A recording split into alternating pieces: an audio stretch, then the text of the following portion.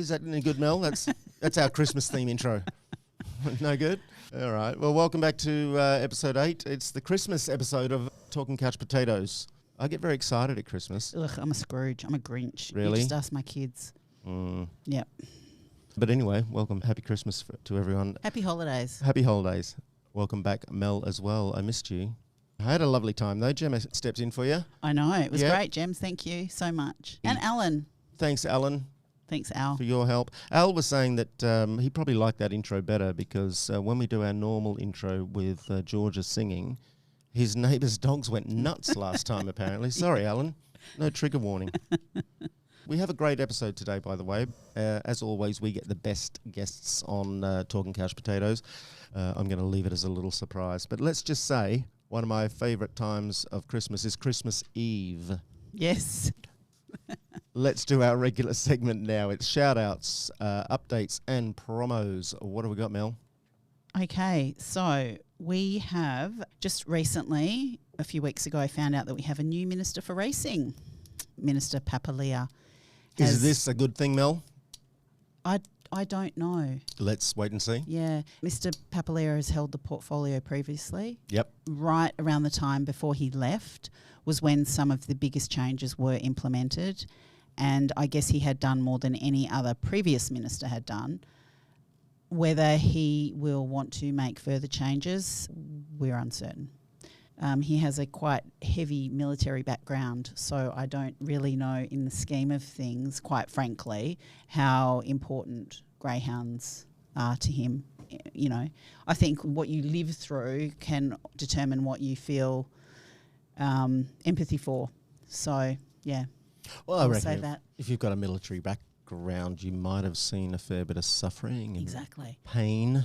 Yeah. So maybe if you're sort of have some empathy toward that, you could just throw it toward the long-nosed friends. I hope so. I hope it doesn't make people desensitised to it. Okay, well, we'll see. I look forward to working with him. And we would love to have him on the show, wouldn't we, Mel? Absolutely, yeah. And I would like to say, though, in outgoing Minister Reece Whitby, excellent human being, and his advisor, Tony Monaghan, really two stand-up gentlemen. Great. What else have we got, Mel? Okay, this is some really unfortunate news. We have found out that there is the possibility of a straight track being built in Western Australia in Pinjarra in 2025. And we spoke about that in episode 6, I believe, with Dr. Andrew Knight. That's correct. He spoke as that being one of the mitigating factors you could do. Yeah. What's our issue with that, Mel? We don't need another track. That will make 4 tracks, presumably. I can't see them shutting one down, being that they've just upgraded them all. And $3 million apparently is going into Cannington. I mean, okay, we might have less injuries, so it might help mitigate some of those types of injuries. But, well, what about the overbreeding of these dogs? Yep. Where do all these dogs go? Yeah, so a straight track. And as Andrew Knight said, it doesn't take into account the other aspects of cruelty and suffering, which is the conditions they live in general, poor nutrition, the off-track injuries, the rehoming problem that will remain regardless of whether it's round or straight. Yep, and most of these dogs don't train on a straight track. A lot of them still get trained in a bull ring on their owner's property. So I can't see that those stresses, that's not just going to go away simply because we put in one straight track. Racing and wagering have made a loss last year, so why are they putting in millions and millions of dollars to be able to implement a straight track? It sounds like there's this sort of desperate attempt to prop up this so-called sport rather than accepting that it's time for it to just wander off. Or at least do a full inquiry into the true economic impact to our state, see whether or not it is actually worth it. Because I don't think any of the ministers that have had that portfolio really know. Yep. Thanks, Mel. Yeah, no problem. So our next segment, always, it's the saddest part for me of the podcast is the stats, because they're never good, Mel. It's just a matter of how bad they are this time. Yeah. Sadly, we had a euthanasia during, and I'm talking about Western Australia, during the fortnight 17th of November to the 30th of November. He had a catastrophic right leg fracture, electrified, and Moment to Boogie both were stood down for injuries for 90 days, but Moment to Boogie actually went into the greyhound injury full recovery scheme, so they will no longer be racing. Electrified, who actually has won several hundreds of thousands of dollars, has been retained by his owners and he'll be used for breeding. And there were 25 other injuries ranging from a 28 to a 5-day injury stand-down time. Right, and that's the time that they just can't race because they've been hurt. Correct. Yep, they need to rehabilitate. And there was also, amongst all of that, there was another 34 off-track injuries. So, of course, we've got no data on that. Wow. Yeah. And going on from that, the trainer subsidies, so the money that trainers are paid to take their dogs to the track, $107,000. Stake money for that period was $764,000. So that, think about that, that's $750,000. Breeding bonus $60,000. And welfare, which is 1% of the stake money, $7,700. Right. So 1% of the $750,000 went for welfare. Right, because the industry cares about their greyhounds. Yep. Well, the participants, I believe that there are participants that do care. Is caring the same as you and I care about our greyhounds? I don't believe so, but they do care. But racing and wagering, and the people that run racing and wagering and get paid lots and lots of money, other people that I don't believe that care. That's a really good point. Thanks, Mel, because we're not here to demonise people. We have to admit, though, that the industry body itself doesn't put its money where its mouth is in terms of caring. Yeah, poor legislation, poor policies. Mel, you mentioned the greyhound injury full recovery scheme just then, and just for our listeners, next episode we're doing a deep dive into that one. That's right. So stay tuned. In the new year. And Christmas is just around the corner, Mel. I know. I'm glad you mentioned, because we have a Christmas song that we're going to finish off the episode with. Please stay tuned. I'm not singing, by the way, so you can stay tuned. So, as I said, it's only 2 nights till Christmas Eve. Did I mention Christmas Eve, Mel? Because our special guest today is Eve West. Eve West is a huge friend and supporter of Free the Hounds, and she's given us her time today to join us. Hi, Eve. Hey, how you going? I'm good. How are you? Good, thank you. Excited to be here. Are you all prepped for Christmas? Have you got all your Christmas shopping done? Well, we are going road tripping for Christmas, adventuring to South Australia. Nice. So Eve is a dog behaviourist, would you call yourself? Behaviourist, trainer, either or. Yep.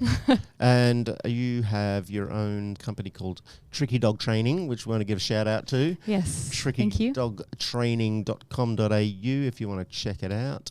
And we've sent a shout out to our listeners as well for some questions for Eve, and we've got a couple of good ones, Eve. Yeah. Just a little bit about Eve. You work with Gower's Rescued Greyhounds. Yep. You are a foster carer yourself. Yep. And you're a mama of a newly foster-failed Misty, yes. the greyhound. Yep. And also another rescue dog called Lemmy. Yep. And she is kind of a bit of a bitzer. Is she a bitzer? Oh, we rescued her from Queensland. We were told that she was a Border Collie Wolfhound. So we thought, cool, you know, adventure dog and plus the hound. And one of her siblings did a DNA test and she's full working breed. She is Border Collie, Kelpie, cattle dog. So wow. Yeah, okay. She's full on. That's a lot of energy. Yeah, no wolfhound.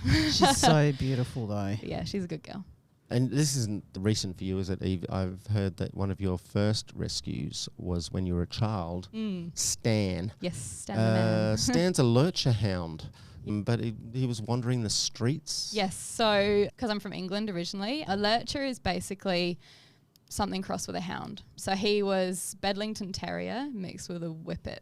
So, yeah, typically the lurchers in England, they're kind of called gypsy dogs because kind of what the travellers have. Yeah. But, yeah, he was found wandering the streets and, yeah, then we picked him up from the RSPCA. Nice. Yeah. And then Tricky. Yes. Tricky was raised by Eve, 8 weeks old, I think. Yeah, so we did get him from a breeder and he was the same as Stan. So we kind of just had the first one and we just thought, this is cool. Pretty good dog. So, yeah, we found another one. And then that kind of inspired your, I guess, love of animals or dogs in general. Yeah. And you decided to study dog behaviour and psychology. Yeah. And specialise in rescued dogs. Yeah. I mean, there's just something special about them. You don't know what their background is. So you're kind of just trying to figure out, like, what's going on. And, yeah, just help them to be happier in the future and live a life that they all deserve, really.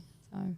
Oh, that's lovely. We always give a big shout out to the foster parents and the adoption parents who take in these potentially sort of emotionally traumatised, physically problematic creatures and give them a lovely life. And you've gone a step further, Eve, to support these animals. Yeah. Really appreciate that. Thanks. I'm pretty proud that we've taken in Bunny and Bo. We've done our little part, but you've done more than your part. I hear that you've had 14 fosters over the years. Yep. What's that been like? Good and hard. Yeah, so we started off with a few cruisy dogs, and then Gower proposed to us this dog that had bitten a child, and we were like, okay, cool, let's take it in. And he actually was great. I think it was just, he just shouldn't have been with children, and that's okay. From there, we kind of got this reputation to, hey, this dog's done something. Do you guys want it? And we were like, okay. We've got the greyhound whisperers. Yes. We've been called that. Amongst them we have had some cruisier dogs, but most of them that we've had have been pretty hard and traumatized. But then from that, I just thought, kind of like this is cool. So then that was when I decided to study dog behavior and psychology. Wow. Yeah. So you had discovered you had an interest and then a passion and a talent, by the sound of it, for sort of supporting and rehabilitating animals that have some serious stuff going on. Yeah. I think I like to keep it real. I like to just kind of have some fun whilst digging into what's going on. Yep. And, they've all got things going on, but if we can just have some fun and treat them like normal dogs, then it's good. I love it. Yeah. My question, though, is how did you, because foster failing is a big thing. You can see you sort of take these creatures on, you help them out, and then you have to let them go. What's that like? I don't think we've not cried with any of the fosters. Aww. And people say it gets easier. It doesn't. So what a lovely selfless thing to do, Mel. Is absolutely. Exactly. Thanks, Eve. That's wonderful. Okay, so we have sent the call out for some questions for Eve because she's an expert, frankly. So let's jump into some listener questions, shall we? Stuart has sent one in. Stuart, I think the most important part of Stuart's email was he said, "Hi, great show." Most important. That's, I think, that's what Matt got out of it. I think that's the key part. A little bit of a background. So Stuart's got a question about Boomer. Stuart's in New South Wales and he got Boomer from Gap over there. Never raced Eve. He had been registered and named, and he was 3 years old when he was sort of, in quotes, retired. Fitted into the house straight away, but was very highly strung and anxious and wouldn't walk alone, wouldn't go near any other person or animal. Didn't seem to have any prey drive. He did tolerate the other dog they had in the house, who was blind, but wouldn't interact at all. So eventually, they tried a lot of things, and after about 8 months, Stuart tells us they ended up putting him on doggy Prozac because he was just scared that he'd bite someone eventually. Yep. He is a way better dog now, less stressed, can let him off the lead at the beach, loves other dogs, shows no aggressiveness. However, a Boomer will sniff people sometimes, but if someone reaches out to touch him, he gives a very defensive growl. So that leaves Stuart sort of afraid he will bite, and wondering if there's something that they can work with Boomer on in that regard. Yeah. Greyhounds being highly strung and anxious when they first come out of racing, so normal, And then I think the thing that everyone needs to remember about rescue greyhounds is they spend mostly, obviously some come out earlier, some come out later, but typically 3 to 4 years sitting in kennels. Right. They don't socialise. They don't see people. They don't see other dogs. If they do see other dogs, they're just greyhounds. They don't see other types of dogs. Yep. So, that's kind of just something to just be aware of. Is that lack of socialisation? Is that what you're pointing to? 100%. And just that uncertainty, which I'll touch on again once we do get back to the question. But, awesome that he came in and he was good with the other dog. That's great. If they didn't interact, it's kind of better than interacting, really. Yeah. Because then they can just learn to coexist and get along. Be in the same space safely. Yeah, for sure. And then, touching on the question, sniff people, and then if they go to touch him, then he'll give a defensive growl. It's just them being confused. They've got mixed emotions. They want to suss someone out and they want to get to know them, but then they don't know what to do if someone interacts with them. Right. So it's just this kind of mixed emotions. So like I said, they don't get to socialize and they don't know anything. So they'll be out and about going for a wander. They'll see someone and they'll be like, oh, hey, like, who's that? They're sussing it. So they're sniffing. They're, you know, probably might be a bit tense. Someone goes to reach out and they go, whoa, hang on. This is my bubble. You've just stepped into my bubble. Not cool. Yep. And then they'll growl. Also, it is good that he's giving a growl because that is a warning, which we can respect. If dogs don't growl and they instantly go to bite, that's kind of when you're actually a bit too far and when things are a bit more serious. Yep. So growls are good. Growls are good. Yeah, I always tell people growls are great, like awesome. Then we can learn what they're saying. They're telling us something. I like that. Yeah. So basically what I like to do with this sort of thing is build trust between the owner and the dog. Because when we're out and about, we want the dog to look at us for security. If someone's coming near us, we want the dog to go, oh, my owner's cool, so I'm good. we're good. Yeah. And then also just simply respecting the dog. They don't need to be touched, especially by strangers. My girl Misty, we kind of tell people if you want to touch her, she might bite. Yeah. Because she might. So you know what you're in for. Yeah, exactly. And it is kind of just that learning curve. But again, she looks to us for support and she knows if she's uncomfortable to just move away. But it's because we've built that bond. So a lot of it can be having your dog standing by your side, not letting them step forwards to approach the person. Yep. So you're kind of first to the person, not them. Just letting the person know, hey, they're a bit nervous, so maybe not right now. When you're in that interaction, you can give your dog a treat, get them to have eye contact with you, and then they've just learned to be in the vicinity of someone else, and it's okay. Right. Nothing bad has happened. They haven't been touched. They haven't snapped. They don't like snapping. They don't like growling. They don't want to do it. Yep. So if they don't have to, it's a win. We want the dogs to win. Yep. Yeah, so give them a treat, get that eye contact. Then that's one step closer to a positive interaction. And in the future, don't let people put their hands out to sniff because that's actually very intimidating for a dog. Okay. If you're putting your scent up to their face, Yep. it's kind of a bit of an intimidation tactic, which is very against what people typically say. Wow. More so, you're actually better off just being confident and just giving a quick pat. Not necessarily on the head. You can go under the chin, on the back, and just being confident because then the dogs kind of just take confidence from that. Whereas if we show anxiety around a dog, they know it.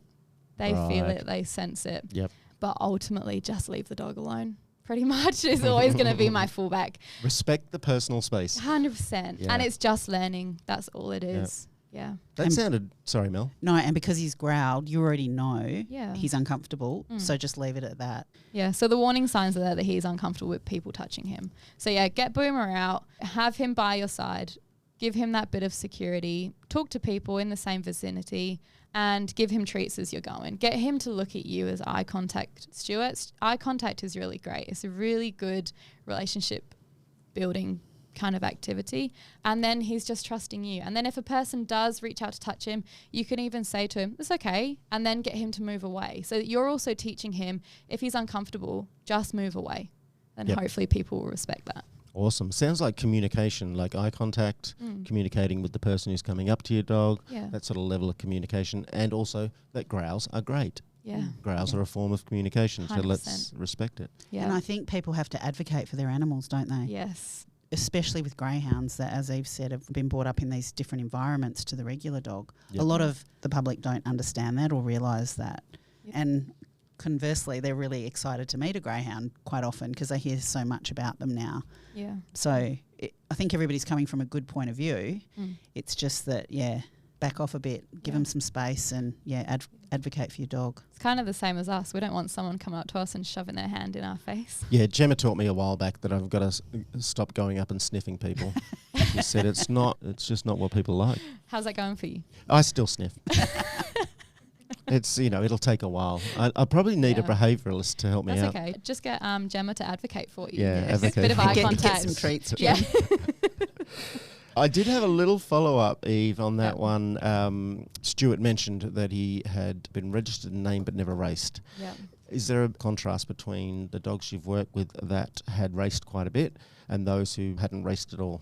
Honestly, not really. There's not kind of any difference. I think it more so depends on who they've come from, how many states they've been passed through. A lot of these dogs have come through every single state of Australia. Right.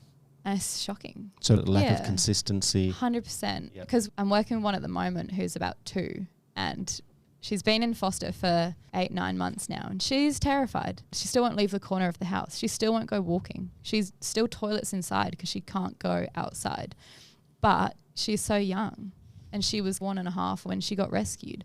And then I had a foster girl who was 7. She was a very, very successful racing dog, bred 2 litters, and she was beautiful. Such a beautiful girl. Right. So, yeah, I don't think it matters. Yep. That sense, yeah.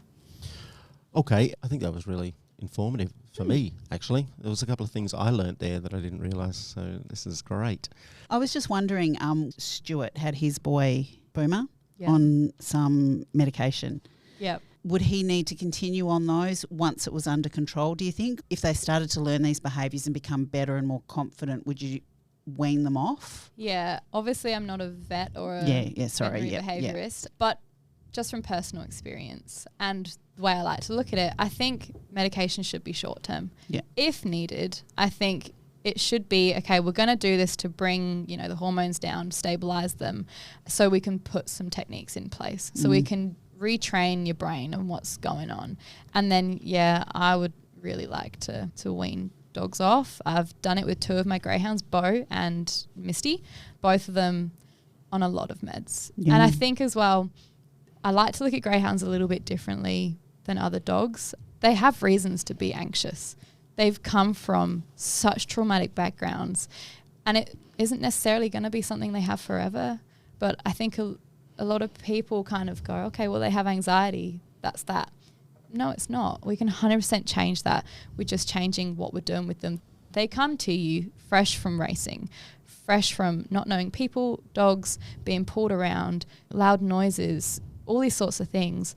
Suddenly they're in a new home where, again, there's new people, there's new environments. Of course, they're going to be anxious. I think we can definitely break it. And now, hopefully, I've given Stuart some techniques to try. See how you go and definitely wean them off. Of course, speak to your vet, and any wean off from any medication like that should be done over a very long time, because it can have very adverse effects if you suddenly just go cold turkey. But yeah, I really like to think that we can put other techniques in place to not need medications. Sure. And I guess too, when they're involved in racing and they're at the track and that, I mean, they must get really wound High up. arousal. Yeah, arousal. Yeah. So going through that constantly can't really be good for the body. No, well, we see videos, don't we? They stand there. Yeah. And also, just touching on another behaviour with greyhounds, typically if they're on lead, they act a lot differently to when they're off lead. And if you ever go to a track or you see a video or anything, trainers will stand at the start of the track with their dogs on a really tight lead, and they'll be encouraging them to have high arousal when that lure goes past. So they're encouraging energy during those situations. And yeah, exactly. If they're doing that however many times a week these dogs are getting out racing, plus at home, they I don't know what they do, And they the have stuff they a do very with them scheduled, disciplined Yeah. regime, a lot of them, and then to put them in a home Yeah. where all of it suddenly ends. It must Exactly. be, And then, they go from just simply being in a kennel with noise, being chucked some food now and again, to suddenly this high arousal with nothing in between. They don't get to interact with people and other dogs in a calm situation. Yeah. So, of course, they're going to be anxious or highly strung. And that's why I really like working with the greyhounds and specialising in them, because I like to understand the background that they've come from. Yeah. Eve, we've got another one this one's from Leanne. Leanne has a question about her beautiful boy, and she would love your insight. I'm not sure we've got his name here, but 18 months now they've been with the family, settled in from day one. Had no issues with toileting or anything like that. Cuddly, gotten along with the family, comfortable in the home. There was a little bit of separation anxiety, but that got sorted out. Yep. The issue for Leanne is that on walks, and only on walks, this gorgeous hound growls when other people come to pat him. So it sounds very similar in a sense, but I think the difference here is that in the past they loved the attention of others and actually sought out pats. So this is a new behaviour that's just emerged. What's going on there, Eve? Yeah, I think this one's a bit interesting. So when dogs are young, there's 2 stages when they're pups and sort of teenagers, and things can happen during those key moments, like time periods, which then might not show anything. They might not have any fear. They might seem like they've been okay. And then further on down the track, out of nowhere, a behavior happens. Right. So it's typical, like a puppy might get attacked when it's young. And it will be like, oh, I'm cool, I'm fine, I'm still playing with dogs. And then it will hit 4 or 5 and suddenly be aggressive towards dogs or scared of dogs. And it's just those hormones. Everything's changing. It just brings back those memories that once happened. So it could be something to do with that. Some past trauma that was lying latent. Yep. And it's just decided to pop up. It's the same with humans. I was just thinking that actually. Yeah, I work with kids myself. Yep. And it's during those teenage years that you see a lot of the stuff bubble up, getting expressed outwardly through behaviours. Yeah. And even, adults, like sometimes something just happens and then you have to dig into it, and it could have been from a childhood trauma. So it's the same sort of thing with dogs. Just gaining some trust back with him, advocating for him, getting him to learn again that it's okay for people to be around. He doesn't have to interact. Not a chance does he have to interact. And that's really important with all these sorts of things, especially with rescue dogs. We don't know what's happened. Yes, we know that greyhounds have come from the racing industry, but we don't know what's happened. Yep. So yeah, advocating, not letting the person touch them, giving them some treats, just all that positive association around people. And that they don't have to interact. I like that point because I think I'm guilty of that, Eve. I want my doggies to be loved and I want them to be lovable, and so I'm kind of a little bit pushy with the pat. They love pats, or especially the bum scritches. Yeah, because it's kind of a little bit, maybe it's a bit egoistic because it's like it reflects well on me as an owner that they're great with other, So I like that idea that let's respect their boundaries and if they don't want to interact, they don't have to. Yeah. And growls are great. And we don't like everybody that we meet. Yeah, same. Hence why I work with dogs. Exactly. So who are you referring to, Mel? I think so much has been learnt over a very short period of time about, sentience and the way that animals think and behave and the way that we should actually be interacting with them. This whole premise of how dogs should be needs to be rethought. Yeah. Or expanded at least. Yeah. And they're all individuals. Some are outgoing, some are not. They're all different. Yeah. That was wonderful for me again. I'm learning more. I hope our listeners are learning as much as I am because this is awesome. Thanks, Eve. Welcome. We have a question from one of our very special hound friends. Emily is the wonderful author of Lily A Longnose Finds a Home. Go and listen to episode 5 if you don't know what I'm talking about. You should have already, and I'm disappointed that you haven't. Emily has a question, a very simple one, Eve. Probably the simplest question of the whole list. Basically, she's got a very clingy hound, How can Emily encourage some independence? I've seen the pictures. I don't think Emily wants to encourage independence. I know. I think so too. The outfits are cute though. Yeah, so the biggest thing with encouraging independence and also that whole kind of separation anxiety sort of thing, my favorite thing is encouraging a dog to go to its bed and to sleep in and around the house. And it has to start when you're home because you cannot expect a dog to learn those things when you're not home. A lot of redirection, a lot of positive, like rewarding. So lick mats, kongs, all those kind of good things to get dogs licking and chewing, which release endorphins for dogs. Getting that jaw moving releases really good feel-good hormones. So simply giving the dog a designated place, their bed, giving them a lick mat or a kong, putting them in the bed and just letting them chill out. And then they'll associate being in the bed with doing something like licking the mat or chewing a kong with then relaxing, and hopefully they'll fall asleep. And you have to start it when you're just chilling as well. So that's kind of how you start. And then you do it if you're cooking dinner. So you will be moving around, but not much. Do exactly the same thing. Put them in the bed, lick mat, kong, whatever. Just get them to chill. Hopefully they then fall asleep once they've finished it. And it's all positive. They're getting yummy snack. They're getting all the feel-good hormones, and then they're falling asleep. And you're still there. Yeah, exactly. Yeah. So they don't have to stress. Whereas a lot of the time people go, okay, well, I've been told to get a lick mat or a kong because it helps with anxiety. Well, my dog doesn't even use it. I'm like, no, it's because you're giving it to them when they're already stressed. If we're putting our shoes on and we're about to leave, dogs know that they're stressed. Right. The stress levels start to go up. Yep. And then we give them a lick mat or a kong and they go, what is that? Right. And they won't touch it.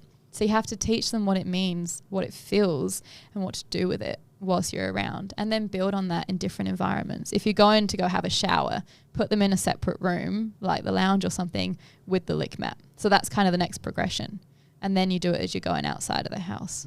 So you've got to really make them want that lick mat more than you. Yeah, 100%. And they will, because it tastes good. Yeah, Like, and those hormones should really help them to relax. because it feels anyway. good. Tastes good, feels good, and then they fall asleep. And ultimately, they're greyhounds. They should be sleeping all day, right? Yeah.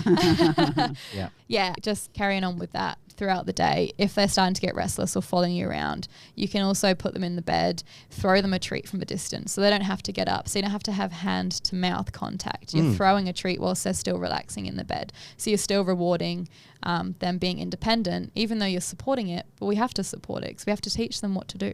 And then, obviously they might get up out the bed. That's okay. Just put them back in. Just lots of repetition. And with a command each time? Yeah, so always in your bed. The same thing. Nothing else, and just say it once. The best thing with dog training is to say the command once. The dogs have heard you. And then let them suss it out what to do. Yeah. Okay, we've got a couple more, Eve. As I said, we're listened around the world, Mel. Did you know that we are global? I did. 11 countries around the world And now. it's my mission to visit every country in 2024. On the list? Yeah. Yeah, great. This one's from Canada. So I'm not sure who the owner is. We know who the beautiful creature is, Sabrina. So Sabrina has only one behaviour that worries her mummy. When she's sleeping at night, she seems to be having a bad dream. She will cry out loud and I will comfort her. Now, Bunny and Bo do that as well. They seem really distressed, Eve. They're sort of whimpering and crying, and the first instinct I have is gently call out and say, it's okay, and then it'll calm down. Yeah. So I'm super keen on hearing your thoughts on this. Yeah, I think mostly it depends on how extreme it is. If they are just whimpering, having those kinds of normal dog dreams, twitching, whatever, leave them to it. If she's saying she'll cry out loud, I've also had a foster before, Bo, who used to have nightmares, and he would fully scream as if he literally was being attacked. We would be sleeping and we'd wake up, like run out, and he'd just be in his bed, like barking and growling and screaming. And then he'd be glazed over. Wow. He'd keep going for a few seconds and then he'd stop. And it was almost like his eyes just kind of switched and he would just breathe and he'd just put himself back to sleep. I think it's just trauma. I was about to say, it sounds like a trauma response. Yeah. So Bo had been beaten. We know that for a fact. Oh. But obviously, going through the racing industry, stuff happens. Yep. We don't know what's happened. So it could be that. What's the best they can do, Eve, in terms of responding to that? How did you respond and what would you advise? I think the biggest thing, obviously, is knowing the dog. So knowing if they will then lash out at you, because typically with greyhounds, sleep startle is a huge thing. With Bo, we never would have touched him or gone near him. We would instantly just stand there. We would talk to him, just wait, and then he would just settle himself back to bed. Once he was then settled, we would go over and just give him a little pat and then leave him alone. But yeah, just providing that kind of comfort, I think. If you know your dog won't startle or bite you, for sure, I think go over. But also don't make it a big deal. Yep. A lot of the time when situations happen, we kind of go too far with dogs and we make it more of a big deal than it is. Right. So yeah, for sure comfort, but we don't need to make it a big deal. You can go over, give them a pat. So you don't want to impose our stress and anxiety on top of whatever they're going through already. Exactly. Yep. And the quicker that they can settle, the lesser it will be next time. Right. So if we can help with that quicker recovery. Awesome. Well, Sabrina, I hope your mummy is listening and she will help you soothe over time and the nasty dreams will go away. Thanks for your question. Yeah. We've got one more, Eve. Yep. Thanks for everyone who sent questions in. We got questions on the website, which is podcast@freethehounds.com.au. We had some questions on Facebook. We had questions on Insta. We sure did. This one's from New Zealand. It's from Catherine. Hi, Catherine. Basically, what is the best way to help a grey bond with a child? So this child is 4 years old and also other types of dogs. What would you advise? Yeah, I think when we're dealing with any rescue dogs, but particularly greyhounds and children, we need to be careful because, like I said at the very start, socialisation is not the highest priority in trainers and owners in the industry. Give them space. Don't let your kids go up to the dog, especially when they're sleeping because of sleep startle.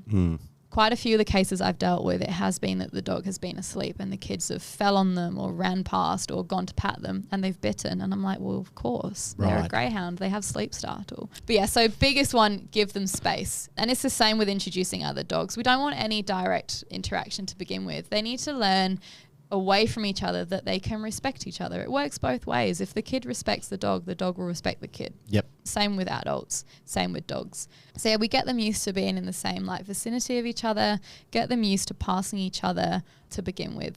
And then I love playing games. I really love playing games. So my favorite one, and I do this with all my previous fosters and now with Misty and Lammy, is throwing treats around. So I'll get like a handful of treats. I'll do it with kibble because my dogs are obsessed with any food. Just get some kibble, throw it on the ground, just one at a time. You let the dog chase it and then the dog will look back at you and then you throw another one. So it's just bonding. And again, eye contact. Yep. And of course, we're giving them food. Like all dogs should be loving food. And that's a really fun thing. Kids love it because it's fun. The dogs run around. Greyhounds are silly as.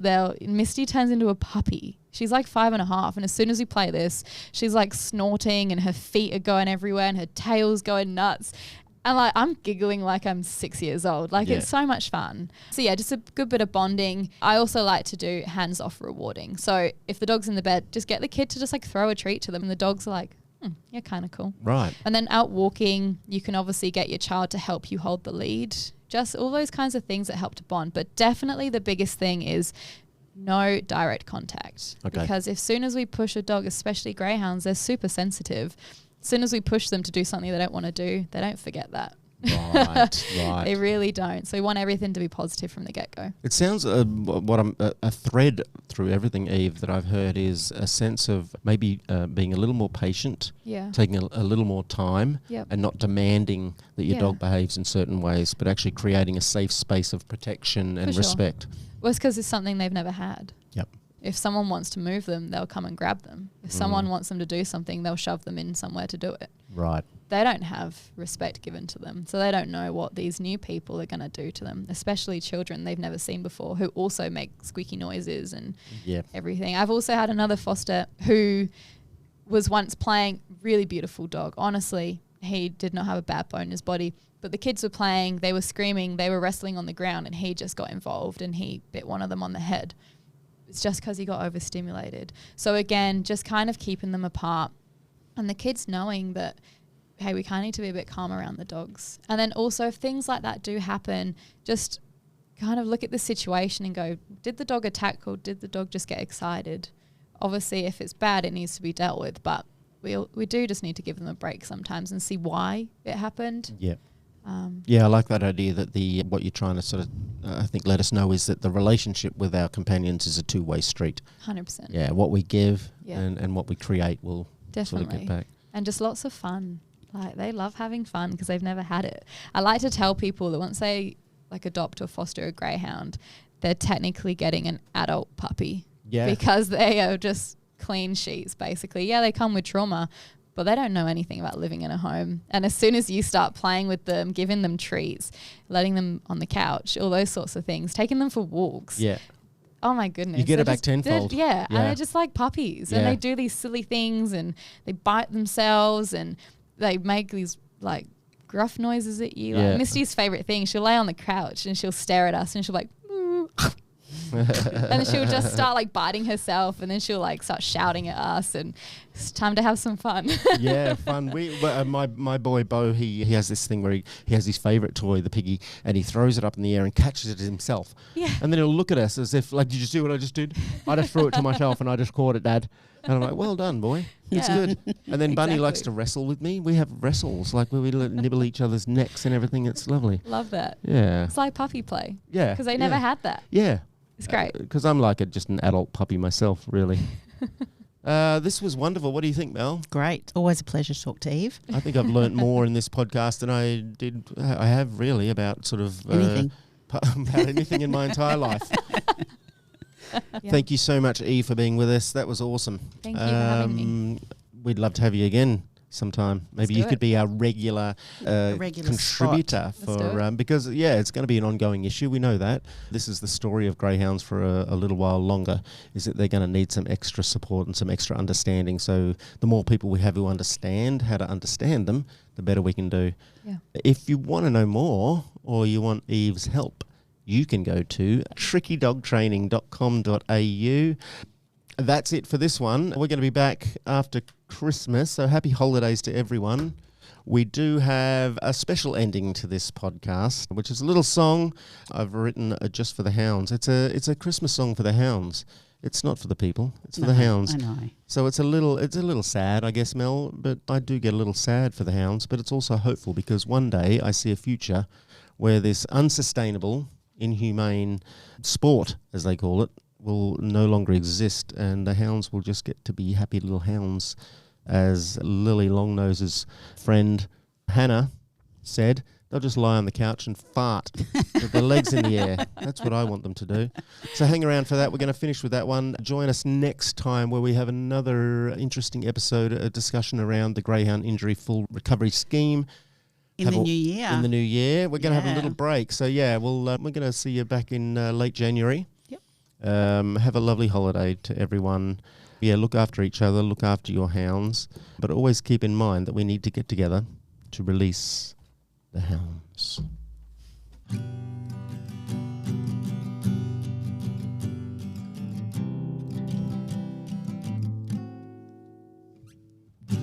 That time of the year again, when families gather around.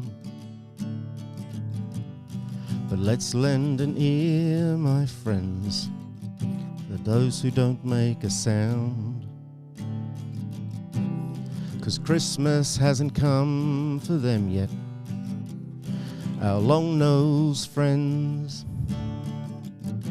And I reckon I could make a bet that we're far from the end.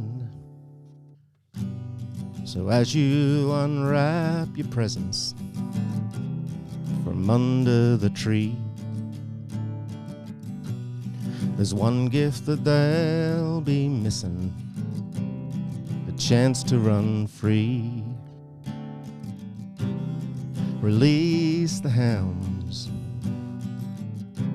It's time, can't you see? Release the hounds. Stop this insanity. And here's just a little shout out to some of our beloved hounds.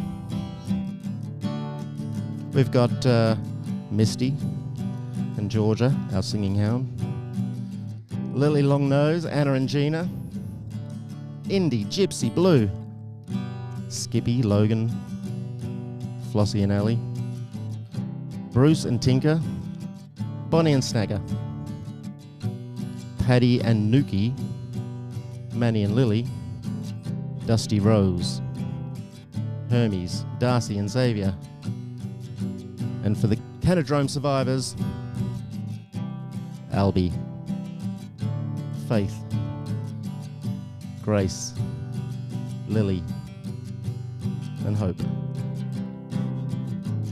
Some Aussie icons, Blue, Soda and Poppy and Belle, Lady Luna and Princess Tia, Lockie and Nugget. A special shout out to Bunny and Bo. It's that time of the year again, so let's have some fun. But I've got some news, my friends. There's still work to be done. 'Cause Christmas hasn't come for them yet, our long-nosed friends. And I reckon I could make a bet that we're far from the end. And that's why we're gonna release the hounds.